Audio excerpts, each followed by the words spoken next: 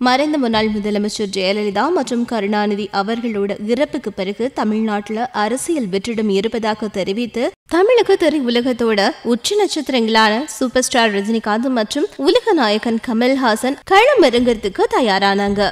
உலகநாயகன் கமல்ஹாசன் மக்கள் நீதி மையம் என்று சொல்லி ஒரு கட்சியை ஆரம்பித்து மக்களோட நேரடி தொடர்புகளை மேற்கொள்றதுக்காக மக்கள் சந்திப்புகள் பலவற்றை நிகழ்த்திட்டு வந்தாரு. அதையும் கிடந்து மக்களவை தேர்தல்ல 40 தொகுதிகளையும் கமல்ஹாசனுடைய மக்கள் நீதி மையம் கட்சி போட்டியிடுறதுக்கு தயாராகிட்டு இருக்கு.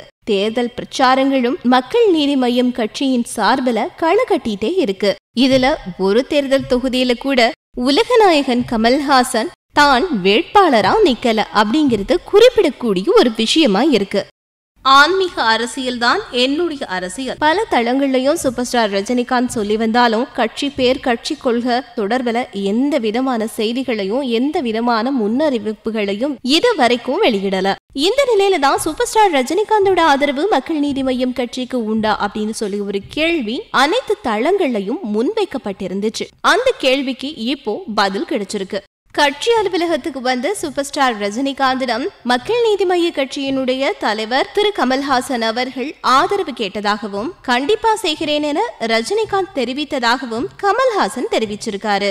சூப்பர் ஸ்டார் ரஜினிகாந்த் தன்னுடைய மகளினுடைய திருமண அழைப்பிதழை கொடுப்பதற்காக கடந்த பிப்ரவரி 7ஆம் தேதி திரு கமல்ஹாசன் அவர்களை நேரில் சந்தித்து 45 நிமிடங்களுக்கு மேல் கட்சி தொடர்பில் உரையாடினதாகவும் தெரிவிக்கப்படுகிறது. இதனை பிரபல நாளிதழ் ஒன்றுக்கு கமல்ஹாசன் தெரிவித்திருக்கிறார். குறிப்பாக நாடாளுமன்ற தேர்தலும் வருகின்ற சட்டமன்ற இடைத்தேர்தலிலும் தங்களுடைய கட்சிக்கு ஆதரவளிக்குமாறு கமல்ஹாசன் அவர்கள் சூப்பர் ஸ்டார் ரஜினிகாந்தை கோரியதாகவும் கூறப்படுகிறது. ஆனா மக்களவை மற்றும் இடைத்தேர்தலில் போட்டியிடவில்லை, யாருக்கும் ஆதரவில்லை என ரஜினிகாந்த் அவர்கள் ஏற்கனவே அறிவித்திருந்தார் என்பதும் குறிப்பிடத்தக்க ஒரு விஷயமா இருக்கு. சட்டமன்ற பொது தேர்தல்கள் தான் தங்களுடைய இலக்கு அப்படின்னு சொல்லி கடந்த பிப்ரவரி 17ஆம் தேதி ரஜினிகாந்த் குறிப்பிட்டிருந்தார்.